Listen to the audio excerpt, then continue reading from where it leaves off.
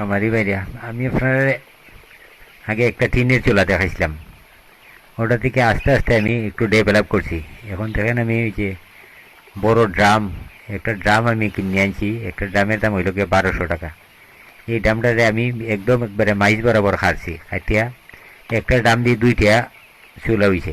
মানে দেখেন এই যে চুলায় কীভাবে আগুন হইতেছে, তাপ হইতেছে দেখেন। এখন কিন্তু রাত প্রায় 10:30 বাজে, 11টা বাজে। ঠান্ডা, বেশ ঠান্ডা পড়ছে। এরপরে দেখেন আমার মুরুখ কীভাবে শরীরে চিত্রে আছে। আর আমি মেইন ওইটুকু এটা পানি গরম করার লাগি বানাইছিলাম। এখন দেখা যায় আমার আর গড়ও কোনো কারেন্টের বাতি দেওয়া লাগে না, এমন তাপ হয়। এই যে দেখেন এটা ফ্যান সিস্টেম, ওই যে ফ্যানে বাতাস দেয়, আর বাতাসের কারণে মনে করেন একবারে খাঁচা লাকড়ি পর্যন্ত জ্বলে।